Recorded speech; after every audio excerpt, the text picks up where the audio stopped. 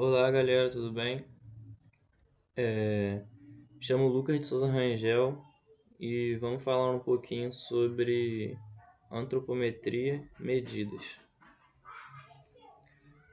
Bom, mas o que seria a antropometria? Parece só um pouco difícil, né, por conta da palavra, mas basicamente seria a medida das dimensões físicas de uma pessoa. Aparentemente não há mistério nenhum nisso, mas a verdade é que diversos fatores podem influenciar no resultado final. As condições de medidas, com ou sem roupa, com ou sem calçado, ereto ou uma postura mais relaxada, são alguns exemplos que poderiam influenciar. Então, mas por que isso é importante? Separei aqui dois pontos, então.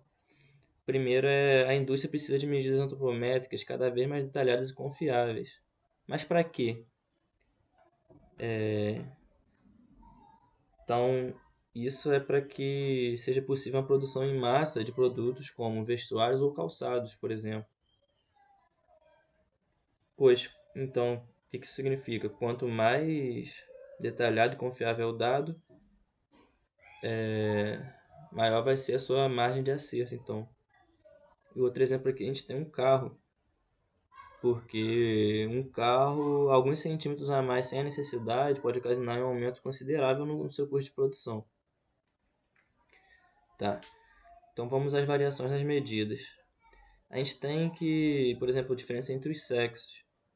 Alguns padrões podem ser observados desde o nascimento, como por exemplo, os meninos são em média mais compridos e mais pesados.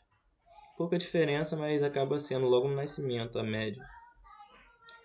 E logo na puberdade também a gente tem algumas diferenças, onde as meninas já começam a se desenvolver antes que os meninos. Por exemplo, a partir dos 10 ela começa a acelerar o desenvolvimento, enquanto os meninos demoram 2 anos a mais, em média. E na fase adulta, os homens também apresentam ombros mais largos, tórax maior, braços mais longos e pés e mãos maiores. Então a gente tem aqui também as variações intra-individuais. Quais que são essas? São aquelas que ocorrem durante a vida de uma pessoa. Por exemplo, a estatura atinge o ponto máximo em torno dos seus 20 anos. E como a gente mais ou menos sabe, a partir de 55, 60 anos, as dimensões lineares começam então a decair. Então, durante o envelhecimento, observa-se uma gradativa perda de forças e mobilidade, que acaba impactando em movimentos musculares mais fracos, lentos e de menos amplitude. Existem também algumas variações que são interindividuais, que diferenciam os indivíduos de uma mesma população. Tá? Quais seriam esses interindividuais? No caso, são decorrentes de duas causas principais, a etnia e a genética. Então a gente tem variações étnicas. Diversos estudos antropométricos realizados no decorrer das décadas comprovaram a influência da etnia nas variações das medidas antropométricas. Então, em termos de diferenças étnicas, variações extremas são encontradas na África, por exemplo. A gente tem que lá registrado a diferença entre o homem mais alto, que é 2,10 m, e o homem mais baixo, que é 1,30 m, chega a ser de 62% a diferença. Então é algo aí um pouco relativamente alto. Influências da etnia nas proporções corporais. Tá, o que a gente tem? Estudos mostram que locais com clima, hábitos alimentares e culturas diferentes podem influenciar na estatura, sim. Mas as cargas genéticas mostram uma, uma forte correlação com as proporções corporais. Então a gente tem diferença nas proporções corporais, que existe até na medida dos pés. A gente tem então a comparação entre brasileiros e europeus. Geralmente os pés dos brasileiros são relativamente mais curtos e, entre aspas, gordos, enquanto que já os europeus possuem os pés mais finos e longos.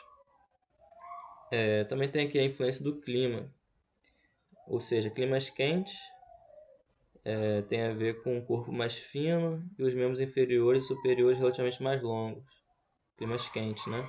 Enquanto que no frio o corpo é mais cheio e mais volumoso e arredondado. Por mais que pareça ser um resultado de adaptação de vários séculos, realmente porque a gente vê isso, uma forte relação, né? Parece que caiu de paraquedas. Porque o corpo mais magro tem a facilidade de trocar o calor com o ambiente, então meio que calhou certinho com o calor.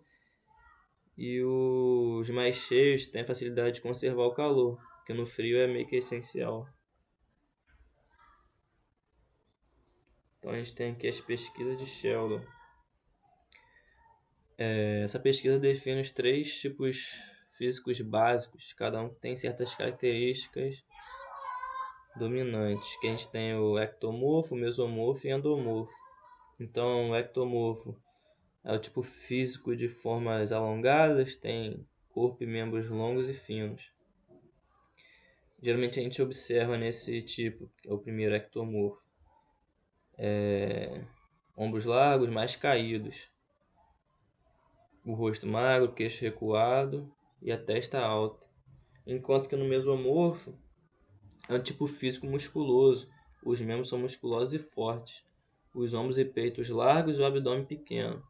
E no último aqui, endomorfo, é o tipo físico de forma arredondada e macia, com um grande depósito de gordura, braços e pernas curtos e flácidos, cabeça arredondada, mas a pele macia.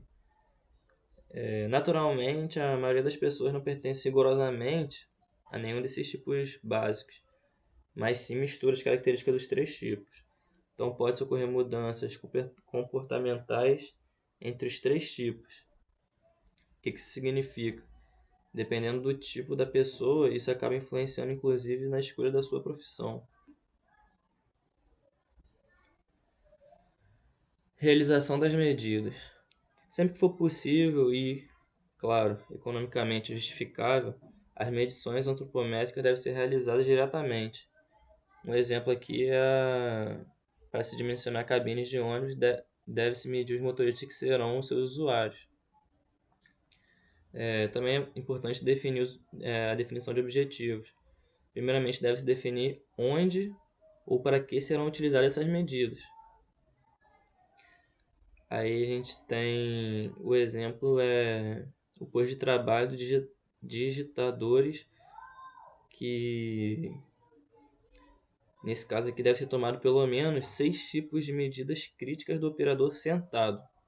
Então a gente tem aqui a primeira, que é a altura do lombar, que é aquele encosto ali da cadeira. Também temos a altura da popliteia, que é ali o assento, né? A altura do cotovelo, que é a altura da mesa. A altura dos olhos é essencial também, que é o espaço entre o assento e a mesa.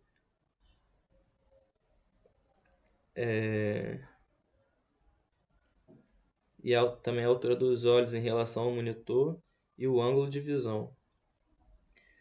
E a gente ainda tem que, para um outro tipo de trabalho, essas medidas podem ser insuficientes. Porque, por exemplo, num caixa de supermercado, exigiria outras medidas como o alcance do braço para manipular a mercadoria, conferir o peso e tal. Então não é um padrão, entendeu? Para cada situação pode ser que seja exigido outro tipo de medição. Então a gente tem alguns métodos de medição que podem ser diretos, que é o que envolve instrumentos e tal, por exemplo, treina, balança. E a gente também tem os indiretos. Geralmente envolve fotos do corpo ou parte dele contra uma malha quadriculada. Então aqui a gente vai ter a antropometria estática. Tá, como assim? Então aqui nessa modalidade, as medidas são realizadas com o corpo parado ou com poucos movimentos. Um produto melhor adaptado à anatomia do usuário pode significar maior conforto, menores riscos de acidentes e de doenças ocupacionais, que a medida é feita com poucos movimentos ou parado. E a gente também tem a antropometria dinâmica e funcional, que serve para medir o alcance dos movimentos corporais. Então a gente vai ter execução de uma tarefa, ou sei lá, um exemplo é acionar a manivela para fechar o vidro de um carro. Então, os dados de antropometria estática são recomendados para dimensionamento de produtos que envolvam apenas pequenos movimentos corporais. Mas a gente sabe que na maioria dos casos não ocorre isso. Então, muitas pessoas estão quase sempre realizando movimentos na maior amplitude. Então, manipulando, operando ou transportando algum objeto, por exemplo. Caso o produto ou o posto de trabalho for dimensionado com esses dados da antropometria estática, é necessário promover ajustes para acomodar os principais movimentos corporais. Um ajuste mais preciso pode ser realizado pela antropometria funcional. Ela se aplica quando há uma conjugação dos movimentos corporais, que são executados simultaneamente, certo? Então, temos também que os movimentos interagem entre si e os alcances em relação aos valores da antropometria dinâmica são modificados. Assim, quando formos apanhar um objeto sobre a mesa, a extensão do braço será acompanhada simultaneamente com a inclinação do tronco para frente. Movimentos articulares. O corpo humano se assemelha a uma estrutura articular, pois cada junta do corpo pode fazer um movimento angular em uma ou mais direções em torno de uma articulação, que facilita muito a nossa vida. Então, devido a esses movimentos articulares, se torna mais fácil de realizar movimentos curvos, em arco, do que em movimentos retos, por exemplo. Então, as articulações são recobertas por uma cartilagem chamada hialina, encharcado por uma substância que possui uma textura tipo de gel e serve para lubrificar as juntas quando ocorre compressão e relaxamento alternado dos músculos. As mulheres geralmente possuem maior mobilidade articular que os homens. Dependendo do movimento, os valores podem oscilar entre 105% a 110% em relação aos homens. Então, pessoas que praticam esportes apresentam maior capacidade de movimentos articulares, e essa flexibilidade pode ser mantida ao longo da vida. Já as pessoas obesas sofrem da redução do movimento articular, porque devido à massa extra do tecido em torno das articulações. Então, os músculos quase sempre trabalham em conjunto com outros músculos para poder reproduzir um movimento. Quando ocorre contração de algum músculo, os músculos vizinhos são acionados para poder estabilizar as articulações e permitir que ocorra o movimento pretendido. Se isso não ocorresse, o organismo ficaria completamente mole e não transmitiria força. A exemplos, podemos falar sobre a ação de escrever, pois usam-se os movimentos dos dedos. Quando eles se cansam, passam a ser substituídos pelo movimento do punho e ombro. Portanto, como esses músculos não têm a mesma precisão da musculatura dos dedos, a qualidade da escrita pode piorar. Isso também ocorre com os trabalhadores que devem fazer encaixe preciso. Os erros tendem a aumentar. Então aqui, né, galera, a referência, a gente usou o livro Ergonomia, Projeto e Produção. O professor tinha recomendado a terceira edição, mas como eu não encontrei, eu encontrei apenas o PDF desse. Então acredito que eu não mude muita coisa e foi com base nisso. Valeu.